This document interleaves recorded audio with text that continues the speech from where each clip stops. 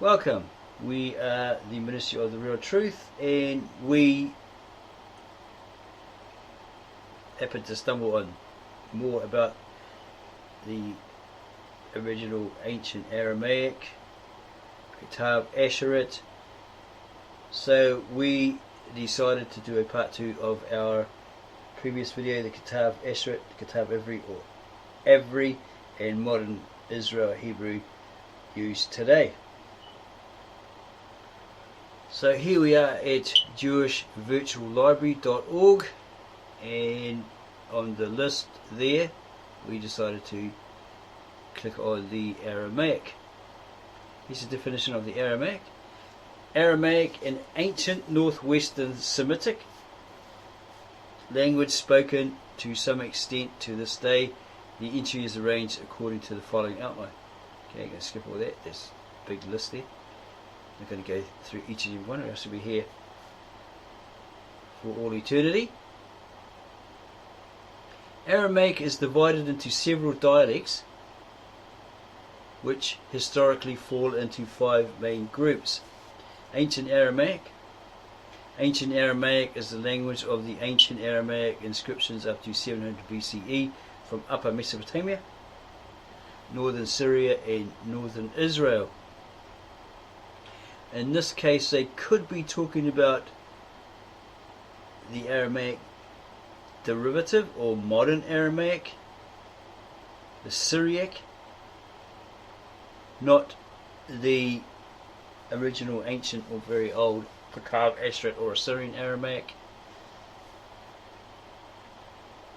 Official Aramaic. Official Aramaic was in use from 700 to 300 BCE.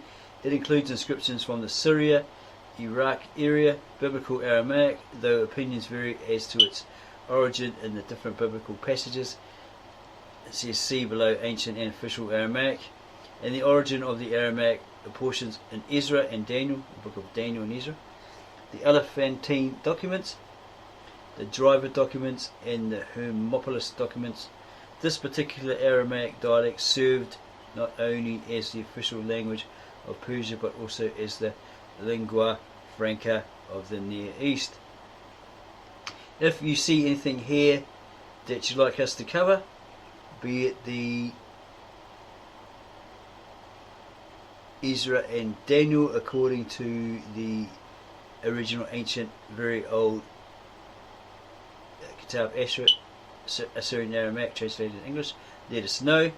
Subscribe below, set that notification bell, give us a like, give us a comment, tell us exactly what you'd like, be it the book of Ezra and Daniel, a comparison between that original manuscript version and your modern Americanized modern Bible versions in the English today, whatever they may be, from the KJV, the NIV to the Good News Bible. We'll do that for you. If we get enough people, we'll do that for all of you. The Elephantine documents, the Driver documents, and the Hermopolis documents. This particular Aramaic dialect served not only as the official language of Persia, but also as the lingua franca of the Near East. That's basically like the trendy language at the time, right? Everybody was speaking it, everybody was using it. You can always go and look up what this means in Latin or whatever the language that is. But yeah, basically we're just giving you an idea of what we believe it is. Middle Aramaic. Middle Aramaic was used from 300 BCE to the early centuries CE. Included are documents in somewhat corrupt Aramaic from Persia, India, Afghanistan, and the Caucasus mountain ranges probably. The Aramaic inscriptions of Jerusalem, Aramaic words found in the New Testament, the Nabatean Aramaic, the Palmyrean Aramaic, that of Hatra, of Dura, Europos, and partly the Aramaic ideograms of Middle Persian are all in Middle Aramaic. The Onkelos translation of the Bible, see Targum, also seems to belong to this period, as does the language of most of those scrolls from the Dead Sea Scrolls, written in Aramaic. The Uruk document, which dates from this period, is the only Aramaic document written in cuneiform. That's that wedge-shaped language, usually used by the Akkadian Babylonians, possibly the Sumerians, the Akkadians, the Babylonians, and the Assyrians, etc. Okay.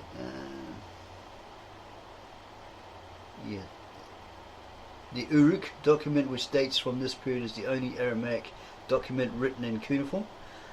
While the common denominator of all these dialects is the effort to imitate official Aramaic, they also, and official doesn't mean the original ancient very old, Ktav Ashurit, not sure there. They also contain elements of late Aramaic. Most of these versions were apparently not spoken. Late Aramaic may be divided into two dialect groups: Western Aramaic, including Galilean Aramaic, Palestinian Christian Aramaic, and Samaritan Aramaic, and Eastern Aramaic, consisting of three dialects: Syriac, the language of the Babylonian Talmud, and Mandaic. Modern Aramaic. Regarding modern Aramaic, see Neo-Aramaic. That just basically means new or more modern. Modern Aramaic. Ancient Aramaic and official Aramaic. Sources: 1. The Aramaic parts of the Bible, Genesis 31:47. 2. Words, Jeremiah 10:11, Daniel 2:4, 7:28, and Ezra 4:8, 6:8, and 7:12-26. 2. Aramaic epigraphical material, spread over an area which extended north to Sardes in Asia Minor, south to the oasis Tema in the north of the Arabian Peninsula, southwest to southern Egypt, the Elephantine documents, and east to Persia, the Driver documents. The documents, some of them carved on stone, written on leather, papyrus, ostraka, clay, etc., include memorial inscriptions, contract bills, letters, official documents, seals, and legends written on weights, and as, quote, dockets, unquote, in Akkadian, legal documents, etc. All except the Uruk document, see Middle Aramaic, are written in an Aramaic alphabet, which is a branch of the Canaanite alphabet, C alphabet, Northwest Semitic, the rise of Aramaic script. Documents were found in the following regions: Syria and its neighbouring countries. The inscriptions from the reigns of King PNMW had Yith-E, Bur, RKWB, ZKR, and Bur-Hadad, Hod, which were all found in northern Syria. A very long inscription discovered in Sephir in the Syrian-Aramaic bilingual from Tel Fekhiret, an inscription from Tel Dan, and two in Asia Minor, Iraq and Iran. Most of the inscriptions found are short dockets written in Akkadian documents. There is, however, one fairly extensive letter, the Asshur. This is Greek, because the Greeks didn't have the sh sound in their language, okay, because the original Aramaic, etc., had Ashur, Ashur, so they put the double S. That's why that word Assyria is Greek. But if you notice at the end of Assyria, it has this IA, right? That's an N suffix, so you need to know that that was a Greek and Latin loan word. Okay? And there's a lot of countries like Asia, India, Asia, India, Mesopotamia, the Pacific, the Asiatic, those kind of words on the end of these words. Most of the inscriptions found, this is Iraq and Iran. Most of the inscriptions found are short dockets written in Akkadian documents. There is, however, one fairly extensive letter, the Asshur. There is a document from Bukhan in the Iranian Azerbaijan,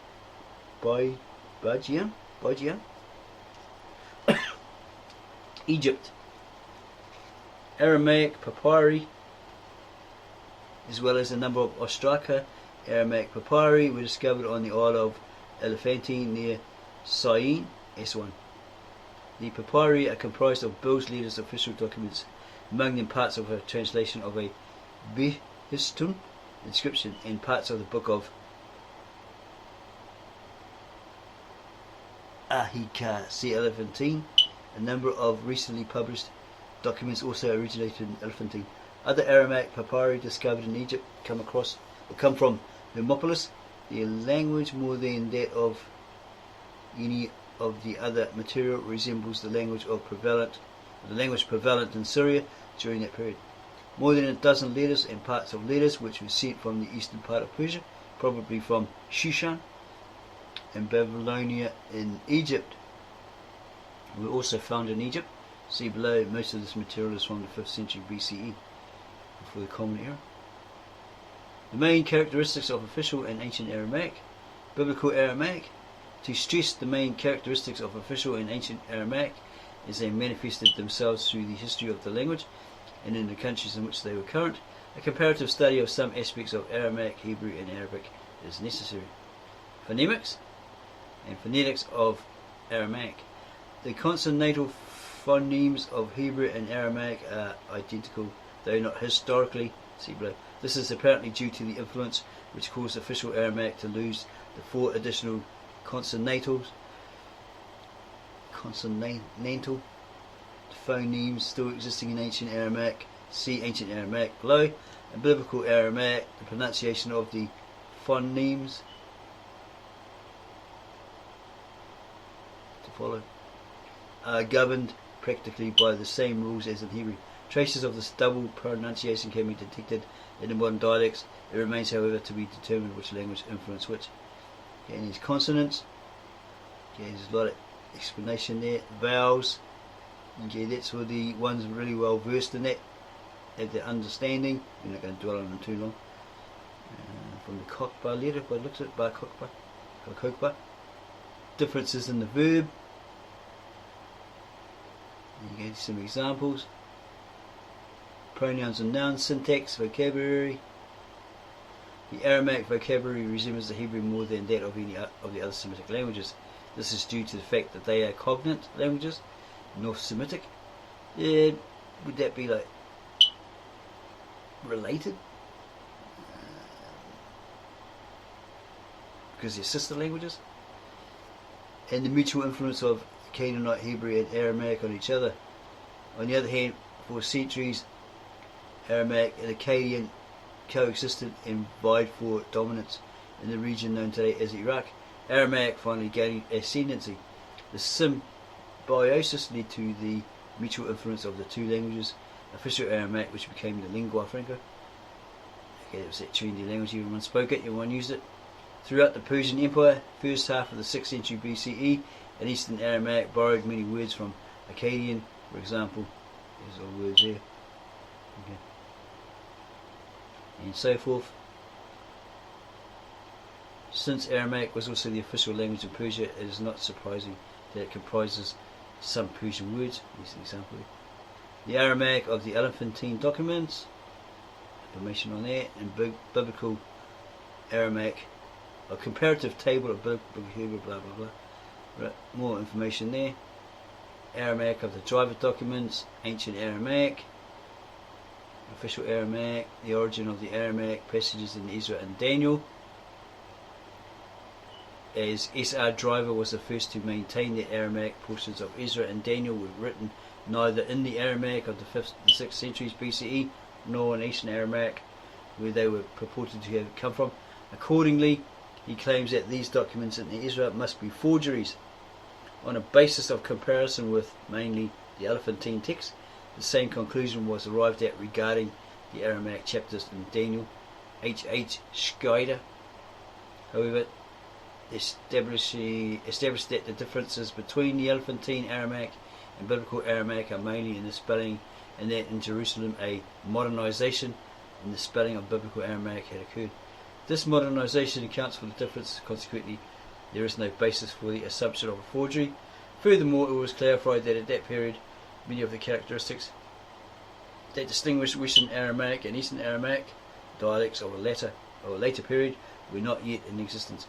Therefore, neither the date nor the origin of these chapters can be determined, but the free word order possibly points to an Eastern origin. The influence of Aramaic on Biblical Hebrew. A lot of detail there. Middle Aramaic. Inscriptions from non-Aramaic speaking regions. The Aramaic Targums of the Pentateuch, Onkelos, and the books of the prophets. Maybe this one, Jonathan, emphasizing Jonathan. Yeah. So forth. The Aramaic of the Dead Sea Scrolls.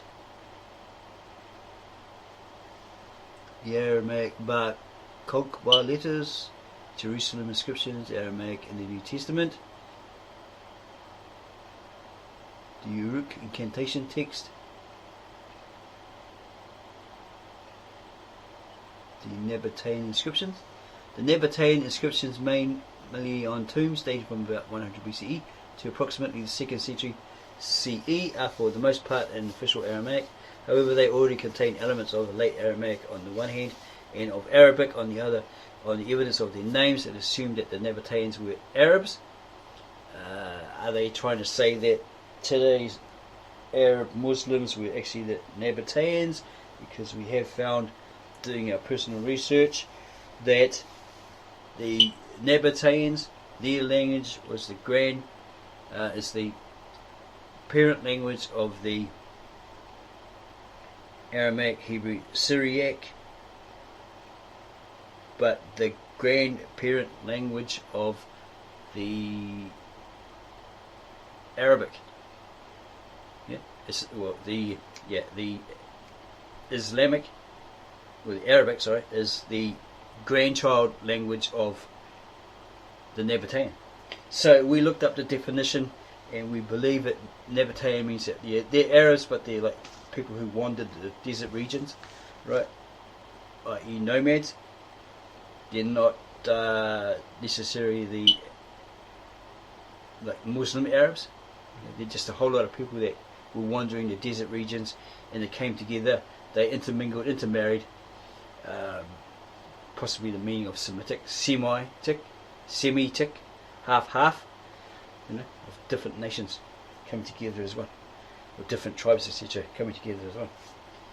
So, continuing on.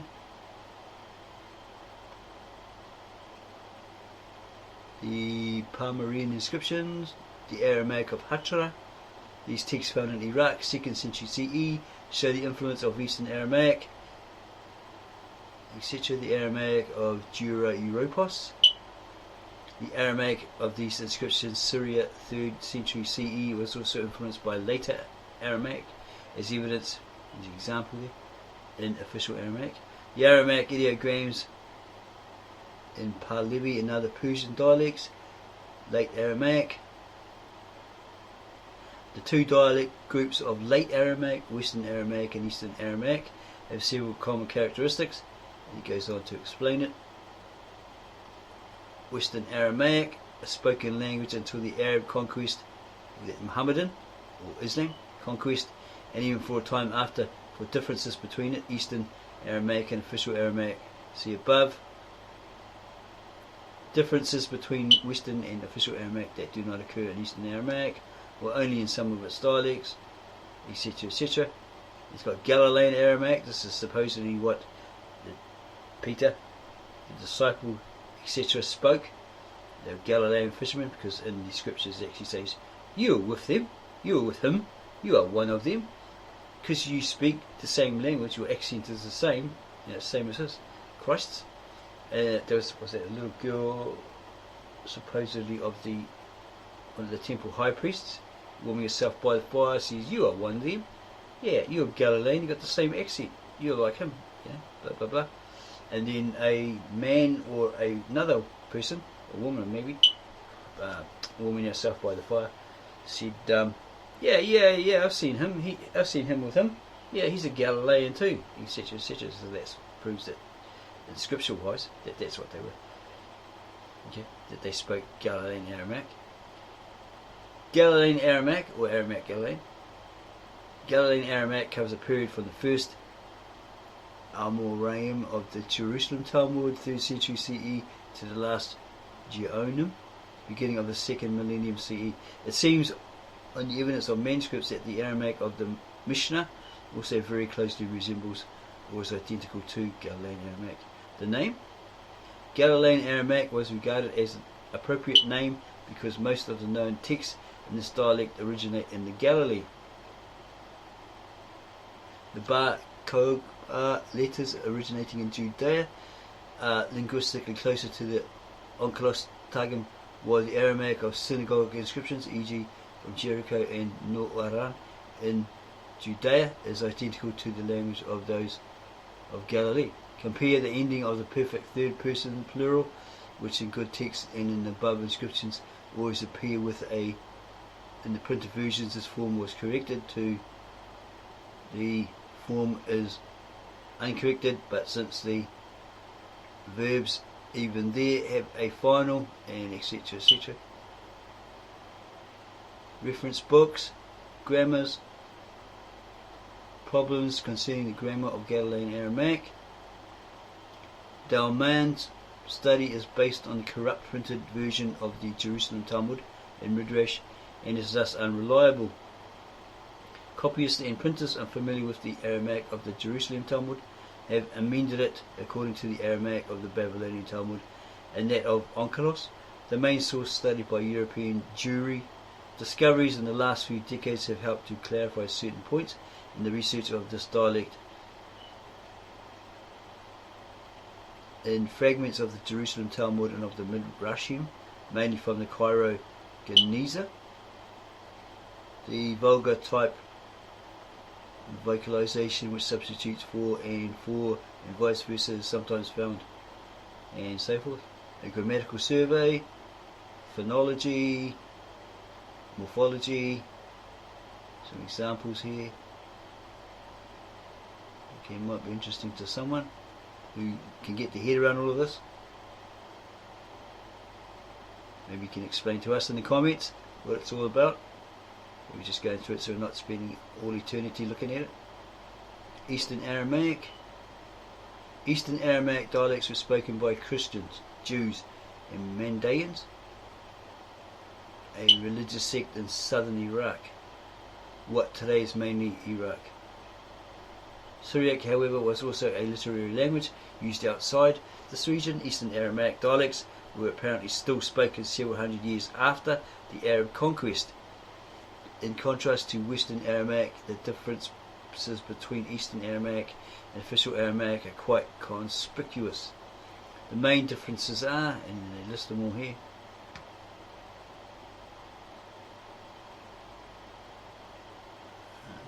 All Eastern Aramaic dialects abound in words borrowed from the Akkadian, the language spoken in that territory before the Aramaeans, and from the Persian, the language of the rulers of most of this area at that time.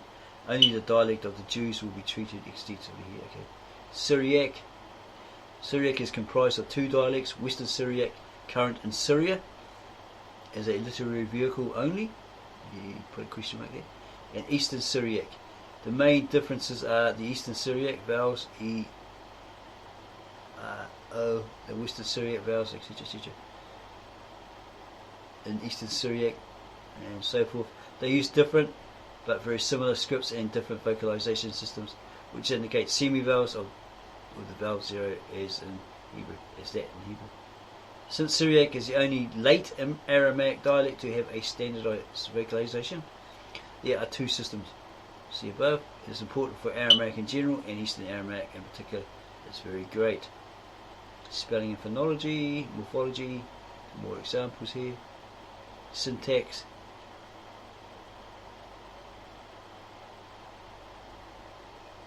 Mandaic. This dialect is close to Babylonian Aramaic.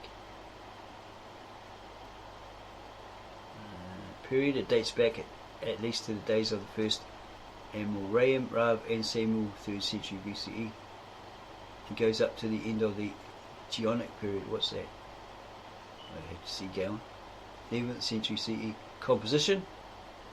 Reference books. And some more information here. About a dictionary. the problems of Babylonian Aramaic, a survey of the grammar of Babylonian Aramaic, so forth, more examples, explaining it, for those who can grasp it. The influence of late Aramaic on other languages, Mishnaic Hebrew, Classical Arabic, Aramaic influence on spoken Arabic dialects, would that be the Syriac? Aramaic influence on the different Arabic dialects and so forth. Aramaic in European languages, Aramaic in contemporary spoken Hebrew, this is select biography. Okay, we've dealt on this quite in great length. So we also found this book, Encyclopedia Judaica, it's in archive, but you can only see a couple of pages. You have to sign up to borrow it or lend it. But we tried to find it online, and we downloaded the PDF version because that could give us in depth the actual history of the Jews. We may do a video on that at some point later on. Maybe it's the next one, maybe a couple of weeks from now. But we probably will look at that, and because it's like 22 volumes, so you have to give us a bit of time to peruse it. Okay, and it's saying something about Ashur here. Ashur, how it's spelled in the Greek, right? At the Jewish Encyclopedia. We had a little talk with a supposedly practicing Jewess, and her, talking about a rabbi and etc., etc. And she stated, I think it was on a chat, social chat, so religious room. She stated that Ashur in the Bible, Asher, was the same Ashur. Okay, that was a grandson of Jacob. I'm pretty sure it was Jacob. Etc., etc. And we said, well, okay, we don't believe that's right because there's two different spellings. There's Asher. Obviously, that looked at it and saw that it was I think it was the Jacob's grandson, a descendant, his grandson, etc. And we found that Ashur, Ashur. This is actually, I'm sure this is spelled wrong. It should be Ashur. Okay, in the ancient Assyrian-Aramaic, the Ashurit. As we said earlier, the Greeks spelled it Asshur minus the H, because they don't have this sh sound in their language, in their Greek language, at that time.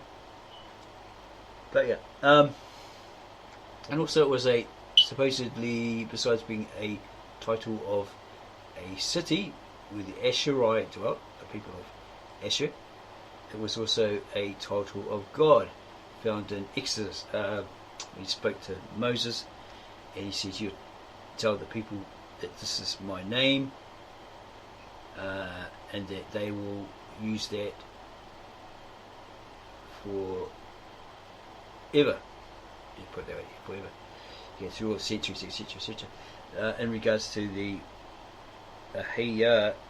Ashur, okay, which means the external one, the eternal one, he who comes, he who becomes, he, etc., etc. So to them it was commanded that that's his name they'll use forever. In the ancient, the original ancient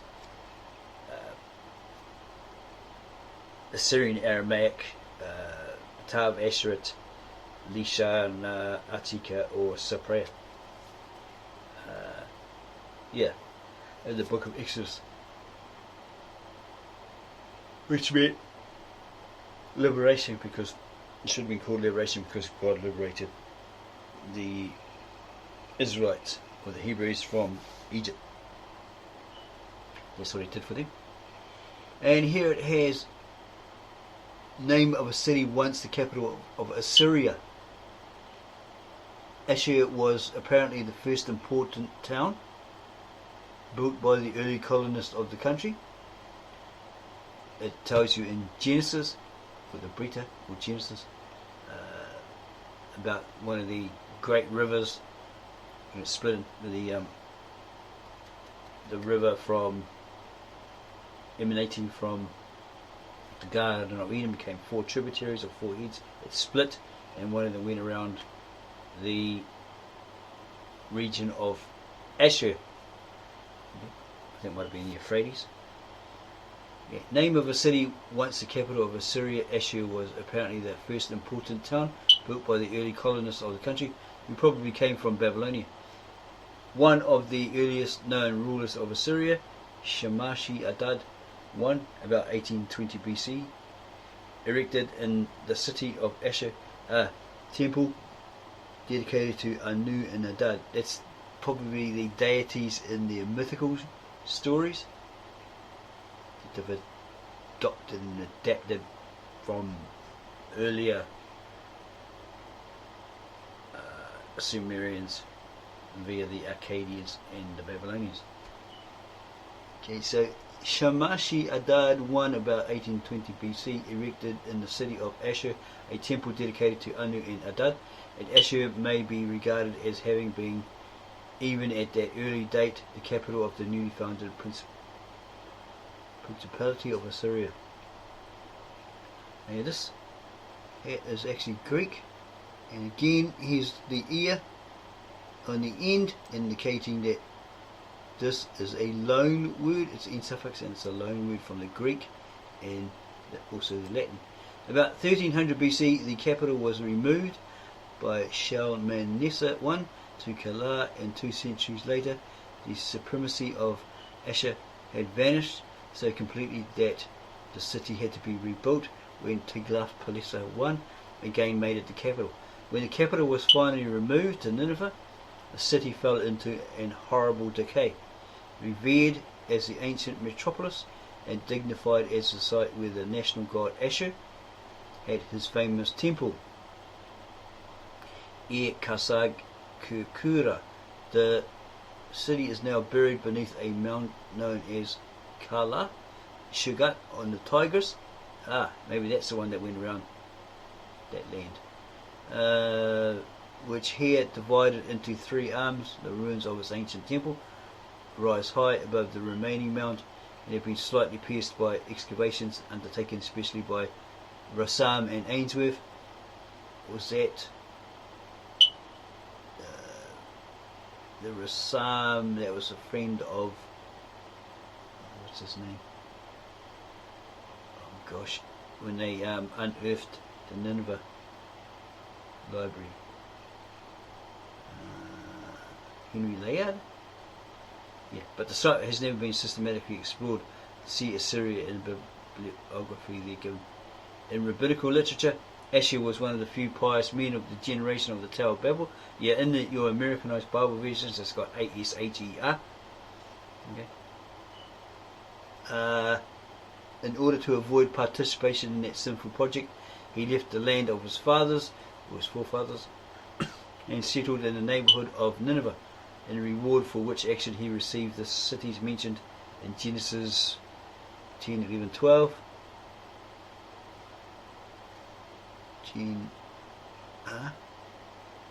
37:4. The Targum Yerushalmi on the passage considers the name Ashur not as that of a person but as meaning Assyria, and takes Nimrod to be the subject of the sentence. See Ginsberg, Die Haggadah bei den, maybe it's German, Die Haggadah bei den Kirchen Vetum. Stem glosses are foggy. Paragraph 88, 89. Okay, so that's history on that. Little history on that. That's from that Jewish Encyclopedia. You need to do your own personal research on that. Find out if this is accurate. Okay. Historically, the Ashur was usually a name given to kings, a title, because they were viceregents who were appointed by God to sit in those thrones. So that there would have been names like Ashurbanipal, Ashur Abaddon, etc., etc. They weren't saying we are gods, we are descendants of the gods like the Greeks. They're just saying, we have been appointed by their God or God. to sit as vice regents, appointed to sit on the throne. Okay, so if you enjoyed that, and through this content you want us to perhaps look at those certain books, if we can, that we were mentioning in the beginning there, then we will do that if you let us know in the comments. Okay, so subscribe, set that notification bell so you don't miss out on any more videos, give us a like, share it with all your friends, neighbours, strangers, Christians, Jews, Muslims, atheists, etc. And come back